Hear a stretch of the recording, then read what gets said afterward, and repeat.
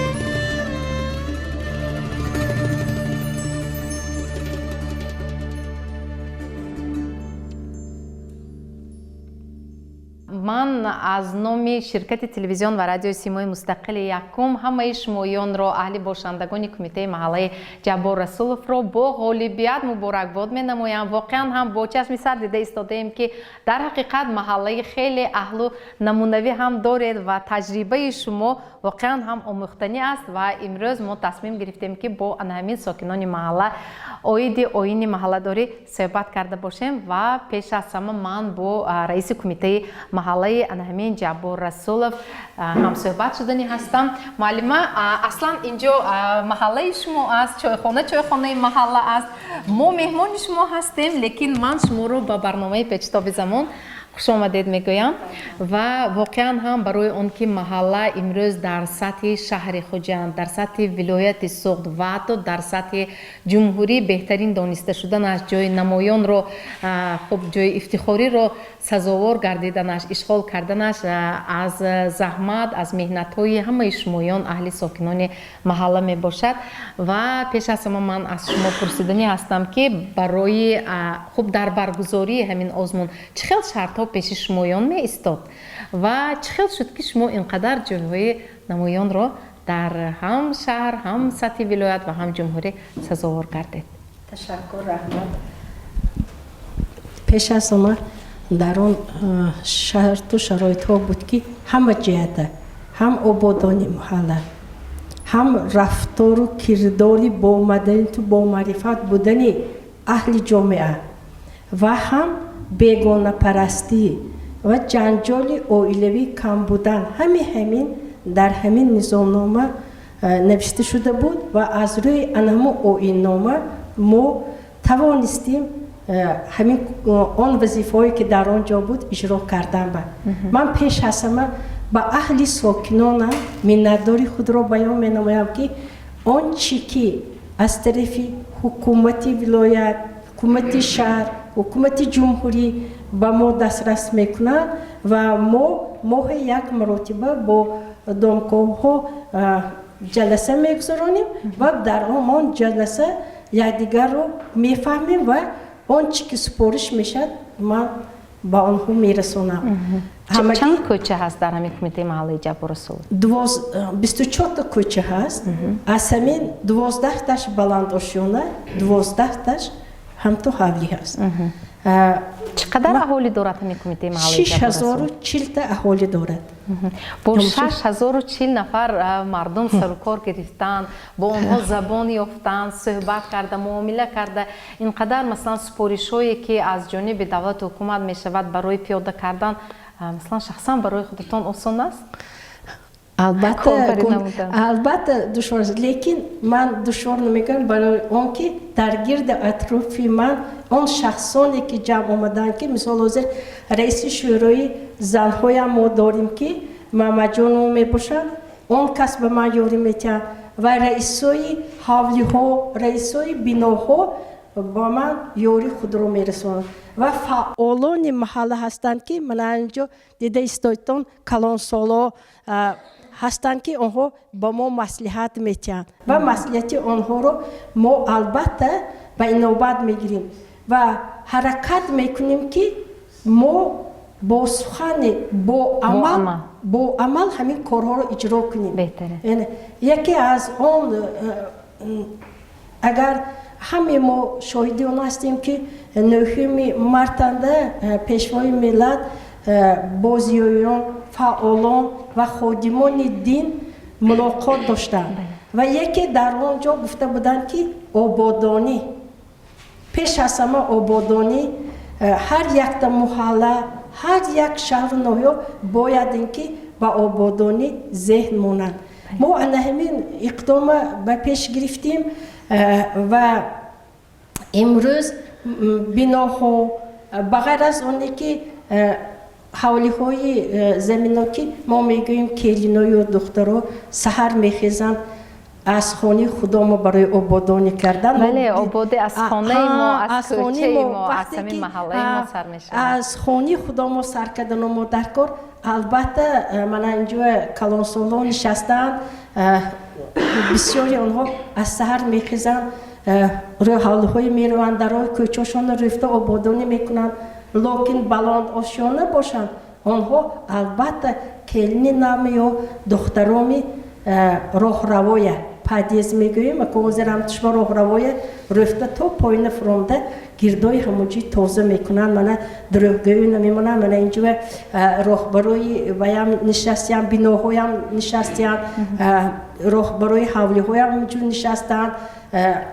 بنابر همین من بسیار با این وظیفه اول دشواری کشیدم، نمیخواستم، دیدم که گرد و اطراف من رو میفهمد.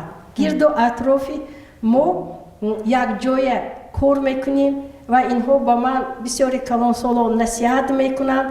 من یکی از همین وقتی من حاضر وقتی دعوت است از خود محلی ما 4 نفر خودشون نامنوی شده علاقه به خدمتی و وطن سفربر شدند. من یکی از بیبی آنها در همینجا اشتراک دارند و بنابر همین من میخواستم که آنچه که امروز ملاقات میکنیم، آنچه که ما جلسه میگذارانیم در سخن نباشد، در عمل اجرا کنیم. اینجا معلمه در مورد آبادانی تازه نگاه داشتن همین منزل زیست، کوچه، محله یادآور شدن، من یک چیز رو انیختر کردنی هستم. شما محض برای آنکه در همین آزمون اشتراک کنید خود را از جهت نمونوی معرفی کردید یا اینکه در دیگر موردها هم شما همین گونه یک دستاورد و خب موفقیت ها دارید در محله؟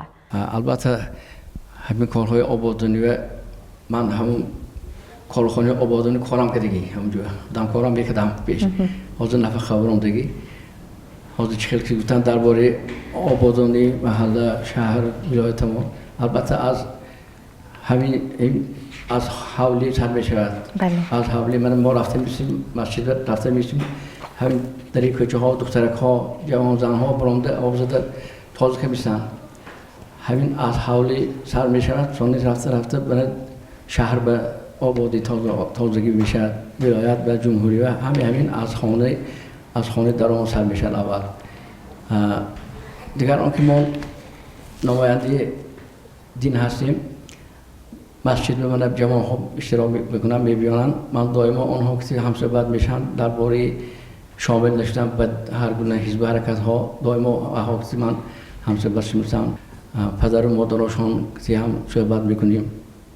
مثلا من دعوت حربی مسجد بیام همه خیلی تکلیف ها میشد ما پدر و مادر آنها که دائما صحبت میکنیم اگر سن سالشان همین حربی و موافقت کند آنها البته برآورده عریضه کردی رفته کمیسیونی شهری خوجند رفته فرزندانشون خدمت کنن. البته گفته ما دائما همین گفته میشیم پدر و مادرشون همین.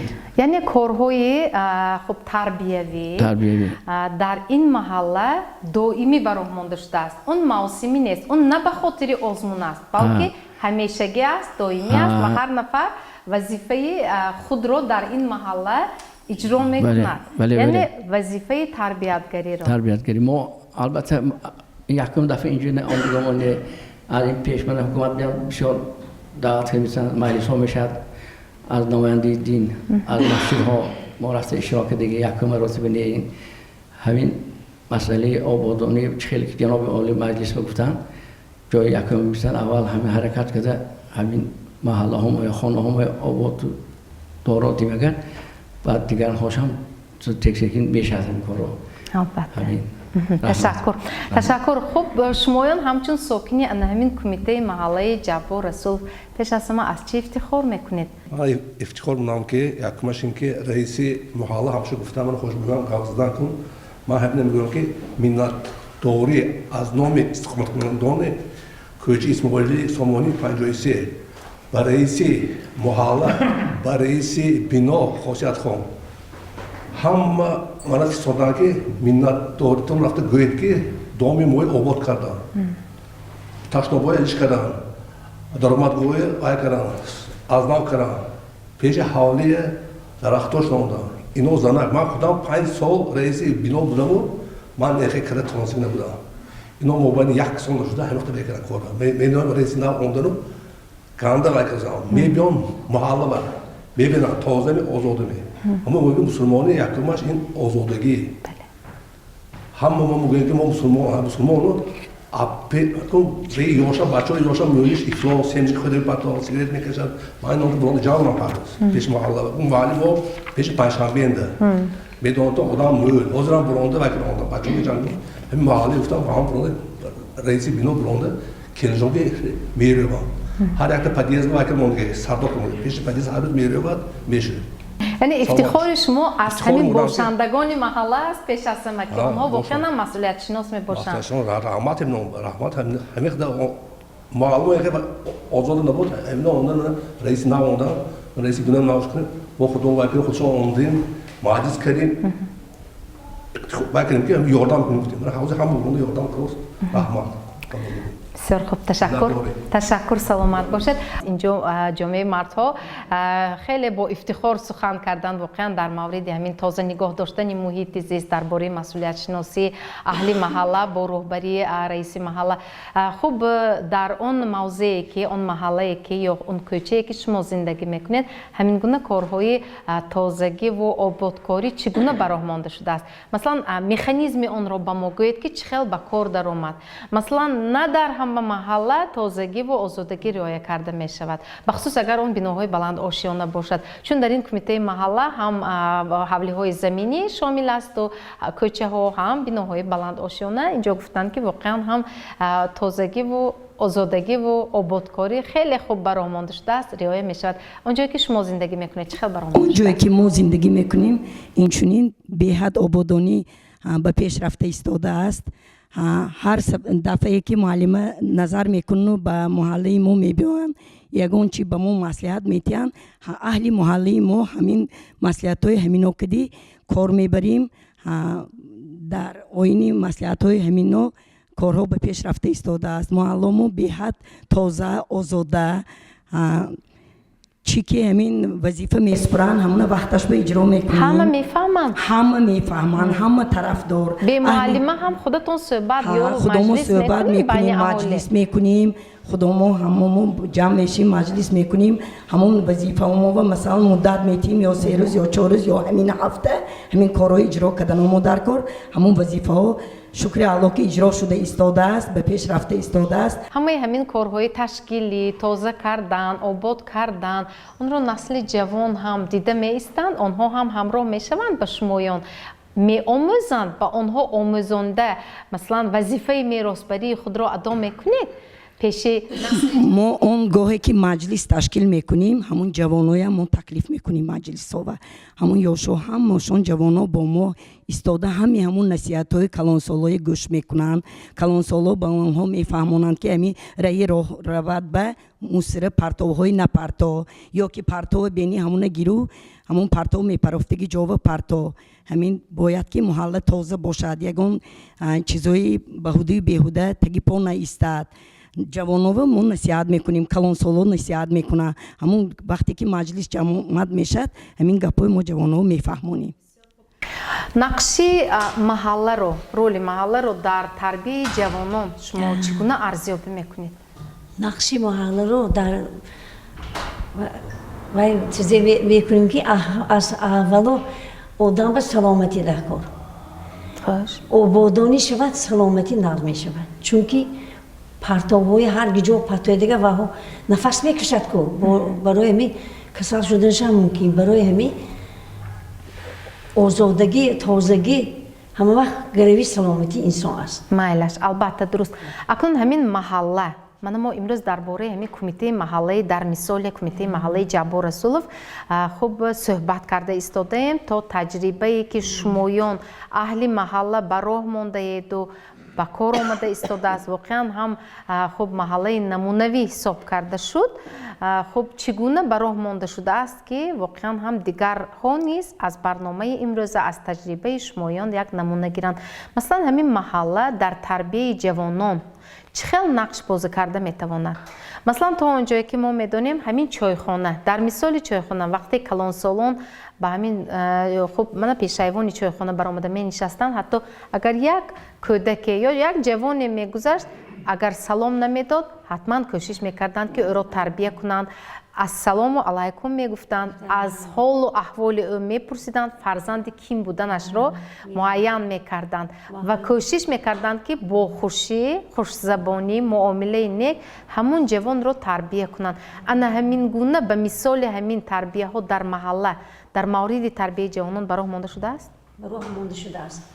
هر باری که از کوچک گذشته براریم مگر همین فرزندای محله و همشون دو دستاشون پیش بکرد سلام میتین اگر دستا مونده یکم بار باشد که بید من بارتان تا خونتان بردتی هم میگن یا مثلا من مرشد کاومی افتابوزا شینی مگر دیگه خسته جا داده اینجا شینید اونجا گفته وای میکنم تمام اهل همین محله وای رو را میشناسید؟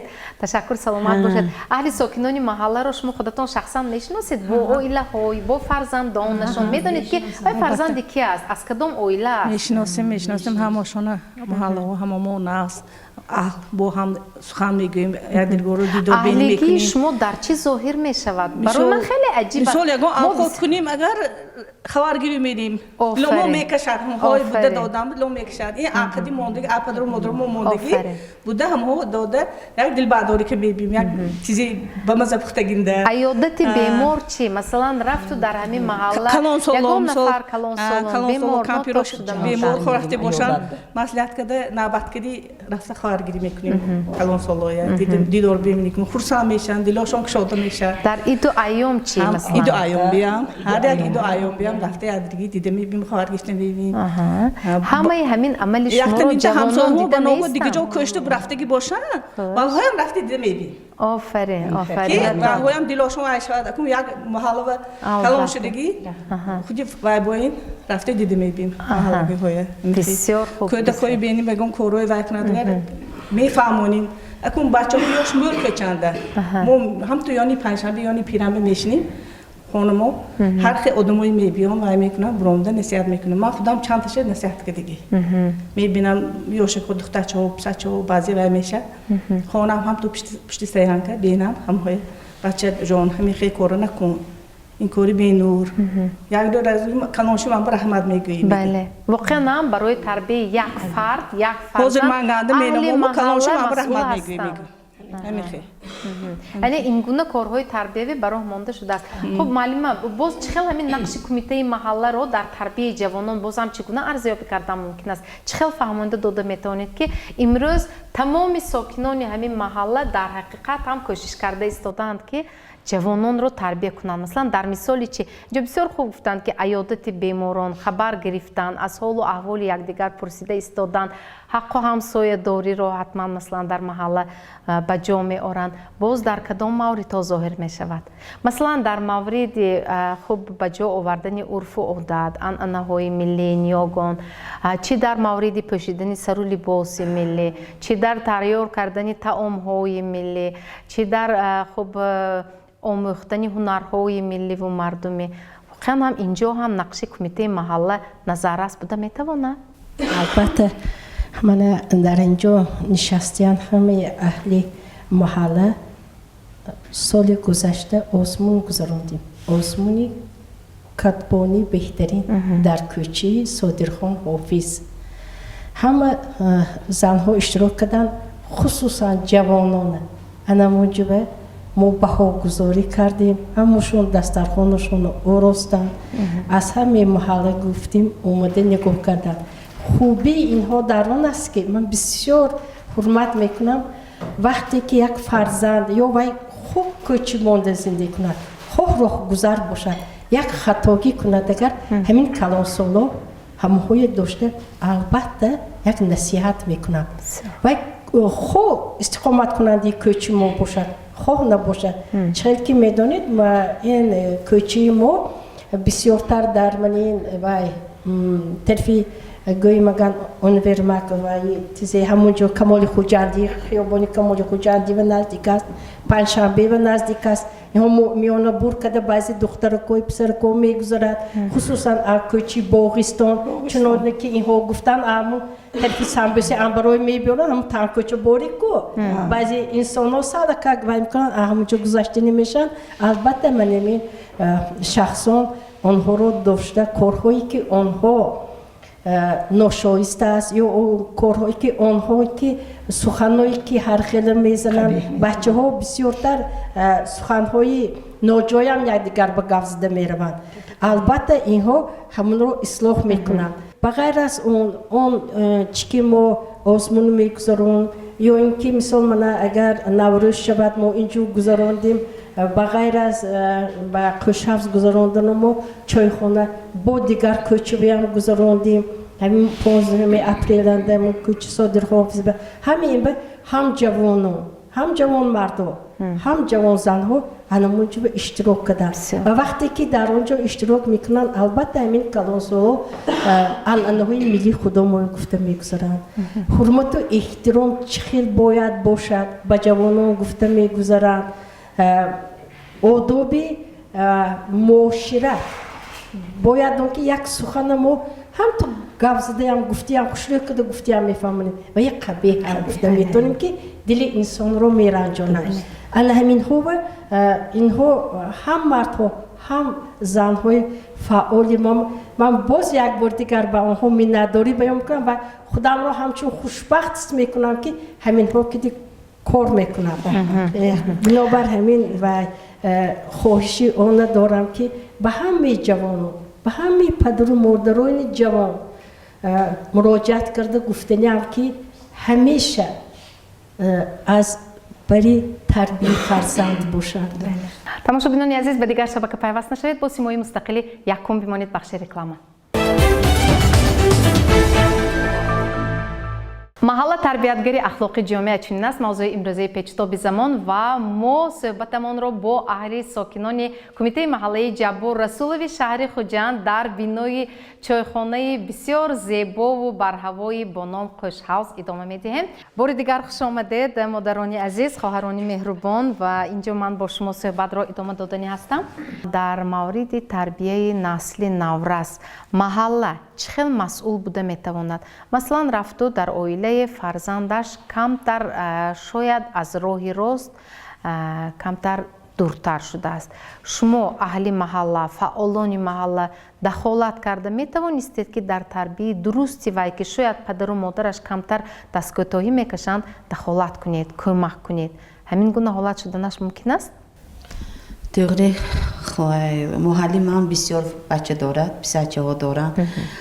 عادتاً بسیارچه ها شد؟ عادتاً نگوید. بگاه به آنها برنده فوتبال بازی میکنند. وقتی که میشد مبینشان نافهمی میشد و جنگ میشن. لیکن وای پدر و مادران انیمو همه خاکی خوش نمیشنو نبرد جنگ کرده میتونن که برعکس فرزند خودشون رو جنگ میکنن که تو باز همین کدی آشنا میشی باز بازی میکنی لیکن جنگ نکرده بازی کنفته بسیار بیگاهی روزی دخترکو پسرکو برنده چونکه محلی ما بالاشنده حوزنده یک جایی که کلان هست در آنجا برنده بازی میکنن یعنی جای مخصوصی علاهیده برای بازی کودکان میدانچه ورزشی میدانچه بازی برای کودکان هست بسیار آها فوتبال نظم میدن من میگم که یک کماندی صادرخان آفیس کوچی صادرخان آفیس من میگم برای شما میگم بسیار دوست می‌دارد آن سبب همین بچه‌های ما مولتر طرفی بیگاه به وقتی که پدر و مادرشون در خانه هستن طرفی بیگاه به برنده بازی میکنن لیکن برنده ما خیلی جنجالی نیم ما فهمونش میکنیم که مثال یا بس درایتون خورویتون به وقت شد گفته از سبب همین که وای نه اهلانه همشون همین اهلیگی رو با همون مادران به خصوص مادران گفته استادید که بسیار دقت کنید تماشابینان عزیز یک تجربه خیلی خوب که آموختنی است واقعا اینجا هم مثلا گفته استادند که اگر کودکان هنگام بازی مبادا اینکه همدیگر نفهمی شود جنجال شده ماند کلان سالان یعنی پدر و مادران دخالت نمیکنند یعنی کودک خودش بازم شاید با یک دو سخنی یک نفر سیوم که وای نه پدری این کودک است یا مادری دیگر کودک است نفر سیوم در مثالی شاید همین فعال محله وقتی میگوید که به جنگ بازی کنید یا اینکه الکای دیر شد به خانه درآیید با همین کودکان بحث میکنند بازی رو این هم یک تجربه آموختنی است بسیار خوب برامون شده است انا همین اخلاق رو چگونه برامون دید یعنی قبل از اون که بچه ها برآمده در میدانچه های بچگانه بازی کنند شاید پیشتر از اون با پدر و مادران هم صحبت شده بودید با آنها طریق صحبت فهمونده بودید که وقتی که مثلا کودک بازی میکند و جنجال میشود دخالت نکنید یا اینکه آنها خود از خود مثلا علاقه همین گونه تربیت یافتند توغریگ محلی ما تربیتش همین که پدر و مادران مبین بچه ها نمیدارد یک ماشین که دیگه ماشین که به آنها وای میکنن چیکن بازی میکنه دیگه باشی با معنی به جنگ به وای بازی کنفته بچه‌شون از خانه به بیرون سر میتین دیگه ماشین که بچه به بچه جنگ شود دیگه مبین خودشون هم یک دیگه فهمی میشه دو باز دوامی مو بازیاشون میتین وقتی که جنگ شد و مادرش برآمد یا یکان کس درونده قش شد باز وها با یادگی خودشون با فرزنداشون بازی میکردی باشی به جنگ بازی کن نه باشی در خانه گفته بچه‌هاشون گرام میدارن بسیار خوب اکنون اگر خدا نکنه دو رفت مبادا اینکه در عائله ها نفهمی شد بین زن و شوهر یا اینکه مثلا عروسی خانه و خشدامند یا دیگر اعضای عائله اگر رفت یک نفهمی سر زد از این خب معمای عائله یا اون نزاعی که در عائله هست شما با خبر شدید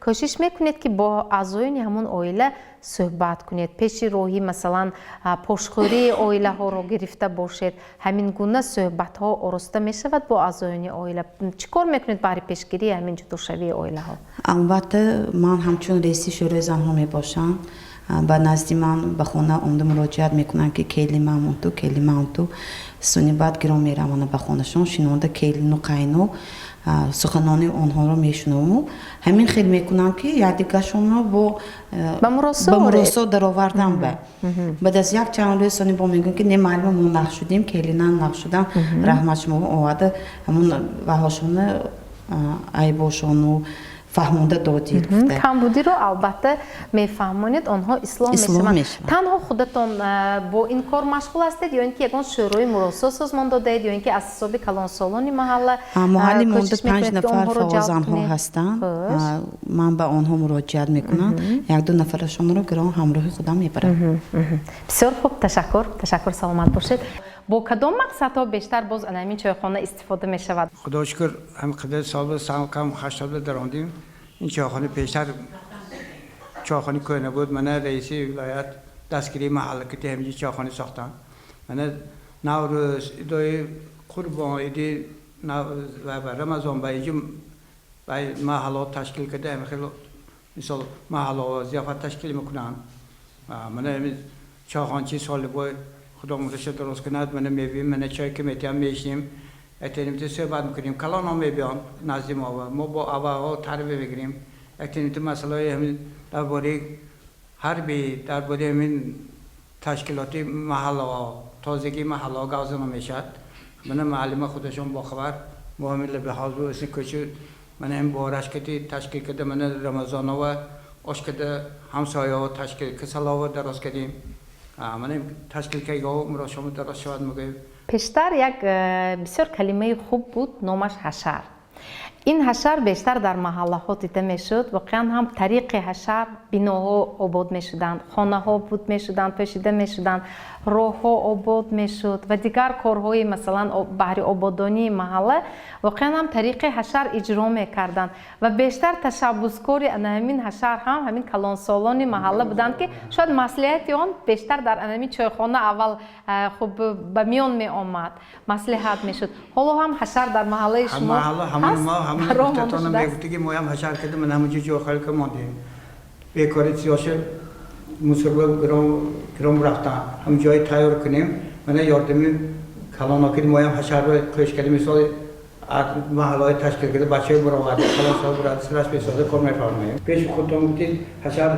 محله کردیم میشون که خانه داران کنه یا وقتیند همه رفته مثال یه حبیل دیواشه پاداشته چه بود پاداشته یاردم میکنیم بله حاضرم همه خیر من معلومه میدانم هم ما تشکیل کردیم لبای حوزه توز که میسیم یکیم تکنی کسی باشد بود که میسیم بچهای تربیه که میسیم همین کار مشغول شیطان اکاری بکاره گشتن همین کار رو تشکیل کنم مثلا اکوچه گردی اون نازی نمیبرم این بچه ها جان که میسیم شبانه گشتن هاشون کم کنم کوچه گشتی بچه ها هر کل کارو میشد من ماشون گشتیم تیزارو میبرم یا دستی ملیسون میبرم همه خیلی جنگ که میسی بچه خودم نمیبره خودم جنگ میسی کوچه گردی بیفایده خونه شکل کارش کنم مثلا درشیم کنم یا تدای بچه یادم کنم همین فایده ما میشه بسیار خوب تشکر خب آبادی محله از کی وابسته است البته محله راست گفتید آبادی محله از خدا ما عبارت است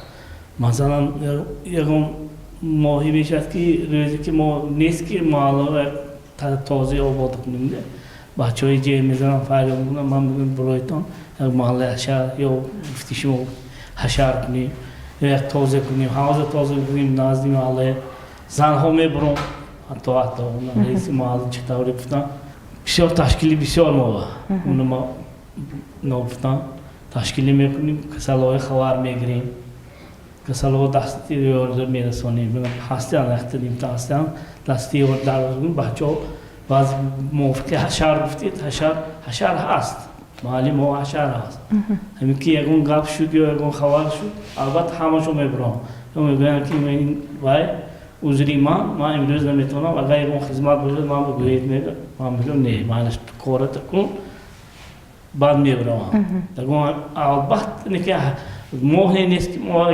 توضیح نکنیم. بسیار خوب. وقتی شنیدید که محله شما در مقیاس جمهوری جای دوم جایی واقعا هم افتخاری رو سزاوار گردیده است. خوشنود گردیده؟ البته بسیار هم محله و هم در حقیقت ارزنده؟ البته. بسیار خوب. سلامت باشید. تشکر. خوب معلم با شما صحبت را ادامه دهیم. بغیر از اونی که حضور هر هفته و حشر میکنیم گفتم هفته نیست که اینها شنبگی نگذرانم. حشر گفتیم و از شنبگی فراموش کردیم. شنبگی میگذرانن من حاضر درختای همشه همون لبی حوزه دورنوی جویه درختای بوریده همون یک روزی شنبه شد که باران شد خنکچه و یک بینم علکه هموشون دورنوی جوی توزه که دوسیه درختای بوری دوسیانو با زنها باشن همشه انداخته بریم برو آدمون دوستیان مفتم رحمت آفرین این نه مثلا ما بعضی ها میگن که هوا امروز باران شد نکنیم نه اینها باران می برف می همون شنبگی می نگاه میکنن سالکا کوا شد برآمده شنبگیشون نمیکنن. معلم برای پیشرفت آبادی همین محل شما باز چه نقشه ها دارید گفته میتونید با ما هم؟ البته نقشه بسیار داریم. من بسیاری رئیسای بیناها کدی رئیسای حوله ها کدی جمعیت میگذاریم و خدا ما فکر میکنیم که چی باید کرد که با کار ما پیش رود و همه محله نه فقط آبادانی را همه جهت هم با معرفت هم با مدنیت بودن هم یک دیگر فهمیدن جوانان رو برای راست هدایت نمودن محله همه وقت خانه ها اویله ها مستحکم باشد جوان ها همشون مستحکم زندگی کنند اویله نمونوی برپا کنند بنابراین همین با همین خیلی نقشه ها داریم که دوام سال با برای پیشرفتن همه فعالا که مصلحت کده با حرکت میکنیم پیشرفت باشه.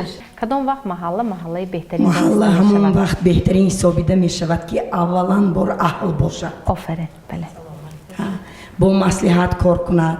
جمع آمده بسیارتر تشکیل کده ایستنو یک دیگر کدی مصلحت کده کار بری کنند جوانا و نصیحت بسیار کنند جوانا کدی کار بر باشند همه همین معماهای زندگی هم مصلحت کده حل کنند کدام اویلنده کمبودی باشد یا کم بزاعت باشد باید به یاردم کدن مصلحت کنند با یک دیگر که چه خیل کنیم که همون به کمک رسانیم یا کدام اویله تربیه فرزندش به مشکلی کشیده است تربیه وای به کمک رسانیم وای به مصلحت چی شویم خلاصی گپ که اهل باشید محله کار سهل می شود. بله تشکر. باری دیگر مبارک باشد و همه شمایان برای آنکه اینقدر توانستید که خب محبوبیت محله رو آیین محله داری رو رعایت نموده پاس دارید نگاه دارید و واقعا هم غالب دانسته شدید بهترین دانسته شدید باری دیگر مبارک باشد خب همین بهترین بودن رو نگاه دارید از دست ندهید.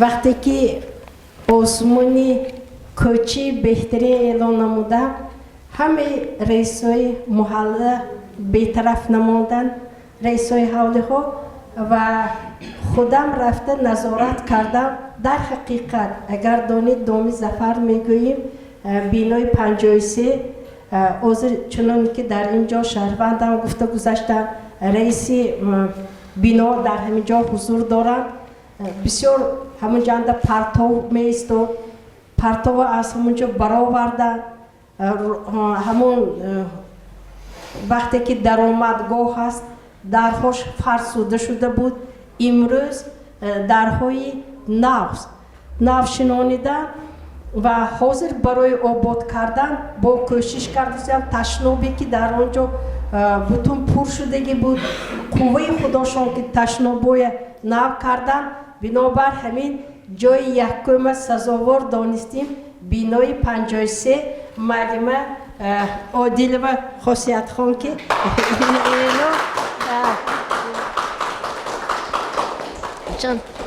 برای باز هم بهتر نگاه داشتن و سهم گذاشتن کمک باشده همین و همین می سپاریم معلم جان با برای بهتر مبارک باشد.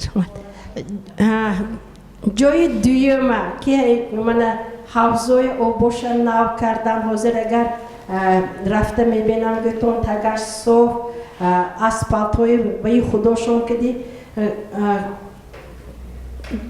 راه های خداشون منفرش کردن و کوچه صادرخان حافظ میدیم که آباد کردن رحمت رس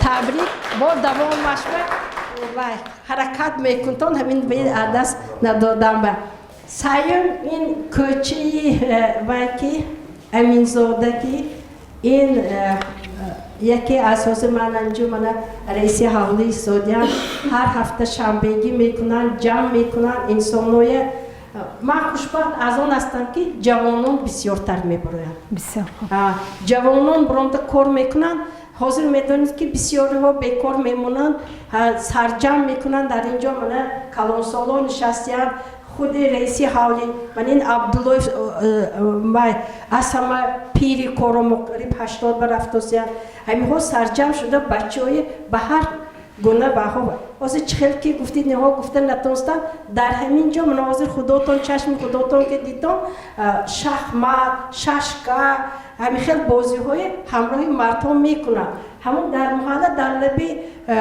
حوزم همین کارهای ها انجام میدین همونجور کمک اکسل پچه که دیگه همونجور شده و اشتراک میکنن و کریموف میسپارم که کمک باشده با دوام میباید سی میکنم آباد میکنم تبریک سلامت باشد رحمت محله مکانی تربیه معنوی و اخلاقی می باشد. محله را از جمله شخصیت های با آبرو و با عزتش معرفی میکنند. نقش محله در پیشرفت جامعه خیلی مهم حسابیده می شود. زیرا تربیه، اخلاق، آداب، آبادی، خودآگاهی، خویشتنشناسی از خانه و کوچه و محله ما ابتدا می گیرد. این پیچتاب زمان است. برای اشتراکتان در برنامه امروزه از همه شمایان سپاسگزار هستیم. تا برنامه دیگر در امان خدا باشید. خیر.